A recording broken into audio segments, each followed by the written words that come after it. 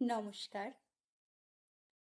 আজকে আমার নিবেদনে কবি সুনীল গঙ্গোপাধ্যায়ের লেখা কবিতা কেউ কথা রাখেনি। কেউ কথা রাখিনি, ৩৩ বছর কাটল, কেউ কথা রাখেনি। ছেলেবেলা এক বৈষ্টমী তার আগমনী গান হঠাৎ থামিয়ে বলেছিল, শুক্লা দ্বাদশীর দিন অন্তরাটুকু শুনিয়ে যাবে। তারপর কত চন্দ্রভুক অমাবস্যা এসে চলে গেল, কিন্তু সেই বৈষ্টমী আর এলো না। ২৫ বছর প্রতীক্ষায় আছি।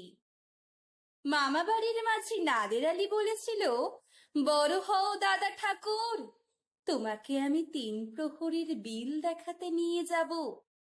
সেখানে পদ্ম ফুলের মাথায় সাপ আর ভ্রমর খেলা করে। নাদের আলী, আমি আর কত বড় হব? আমার মাথা এই ঘরের ছাদ ফুঁড়ে আকাশ স্পর্শ করলে তারপর তুমি আমায় ৩ প্রহরের বিল দেখাবে। একটাও রয়্যাল গুলি কিনতে পারিনি কখনো। লাঠি লজেন্স দেখিয়ে দেখিয়ে চুষেছে লস্কর বাড়ির ছেলেরা। ভিকারির মতন চৌধুরীদের গেটে দাঁড়িয়ে দেখেছি ভিতরে রাস উৎসব। অবিরল রঙের ধারার মধ্যে সুবর্ণ কঙ্কন পরা ফর্সা রমণীরা কত রকম আমোদে হেসেছে। আমার দিকে তারা ফিরেও চায়নি।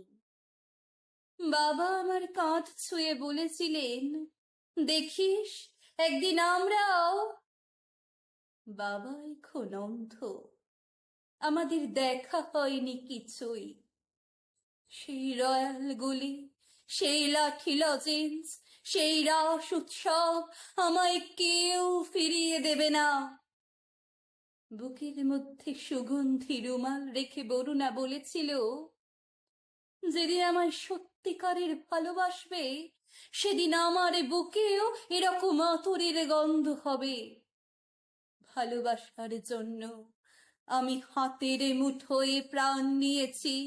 দুরন্ত ষাঁড়ের চোখে বেঁধেছি লাল কাপড়।